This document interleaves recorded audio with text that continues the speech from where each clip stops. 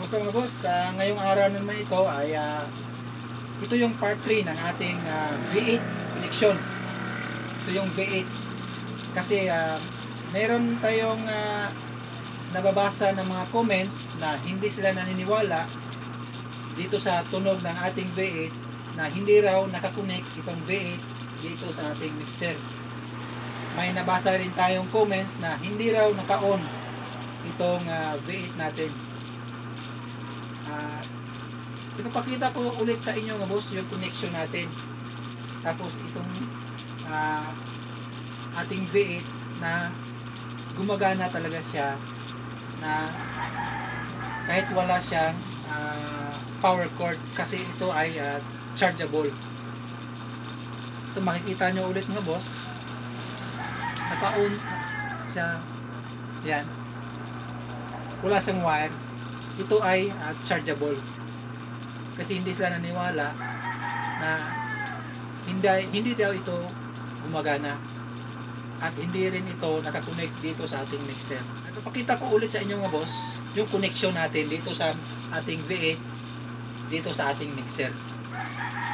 Meron tayong isa sample, i-connect natin, tapos mag-a-adjust tayo habang may kumakanta. Kasi yung dating video natin is mic check lang. Ngayong part 3 ng ating video mga boss ay merong kakanta habang ina-adjust natin para malaman talaga o ma-prove natin yung effects ng ating V8 habang may kumakanta. Sige boss, try natin sa ating V8 soundcheck part 3. Ganun pa rin yung connection natin mga boss. Ito yung gagamitin natin, left and right ng ating mixer. Diyan tayo unang magko-connect, left and right. Ito yung output ng ating mixer is papunta dito sa ating amplifier. Direct to amplifier tayo mga boss, wala tayong ibang gagamitin. Mixer to amplifier tayo. Na connection natin mga boss ay itong auxiliary ng ating mixer. Dito tayo mag-output papunta dito sa ating V8. Ito yung gagamitin natin na wire mga boss, PL to PL. Yan yung gagamitin natin. Saksak natin sa auxiliary ng ating mixer, tapos mag-i-input siya dito sa ating dynamic mic ng ating V8. Diyan output ng ating mixer mga boss, auxiliary, mag-input siya ng ating V8. Tapos output ng ating V8 mga boss, itong earphone, dyan tayo magkukonect, pupunta siya sa ating insert ng ating mixer mga boss. Yan, dito sa insert ng ating mixer, dyan siya mag-i-in mula sa ating V8. Yan, ganyan lang kadali mga boss yung ating connection. Tapos na yung connection natin mga boss, at sa sound check na tayo. Pwede rin dito tayo magkabit sa earphone speaker mga boss sa ating V8. Pero ngayon dito tayo sa headphone mag-connect ng output papunta sa ating mixer. Yan mga boss, iti-test na natin. On muna natin yung ating V8. Yan, tingnan nyo mga boss, naka-on yan. Wala yung power cord kasi chargeable yan. Tapos i-on natin yung ating mixer. Yan mga boss, saksak muna natin yung kanyang power cord. Yan, on natin.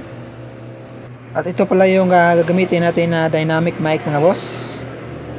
Yan, ito yung dynamic mic natin. Ito yung isasaksak natin diretso dito sa ating mixer. Dito sa channel 1 natin ilagay.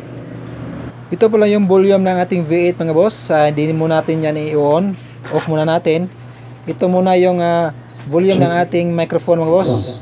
Test muna natin yung kanyang echo. Yan yung natural na echo ng ating microphone mga boss ng ating mixer. Buksan natin yung volume ng ating V8 mga boss. Pakinggan niyo anong pagkakaiba ng dalawa mga boss, yung echo ng ating mixer na natural at yung effects ng ating V8.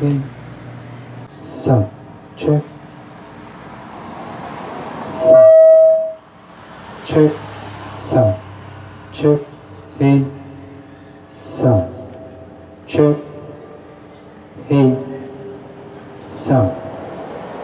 Check A sound. Check A sound. Check A sound. Check A mic. Check A mic. Check A sound.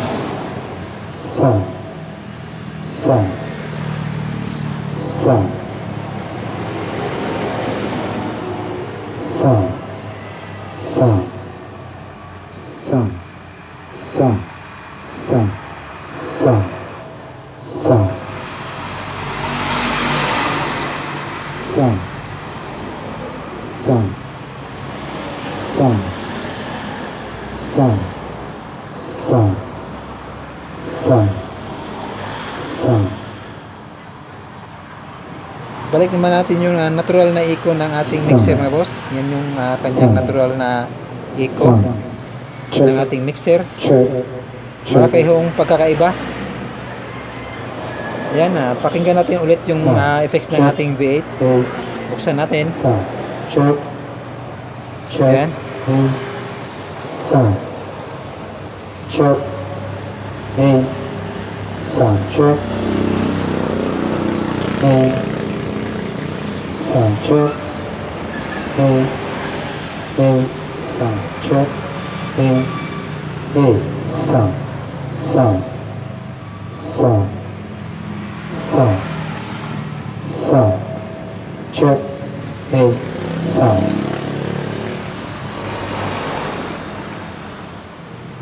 Yan, dito i-connect naman natin yung ating laptop mga boss. Dito yung kanyang output ng ating laptop. Audio out. Tapos mag-audio in siya dito sa ating mixer mga boss. Dito natin ilagay sa 5 at 6 6 at 7 pala ng ating mixer.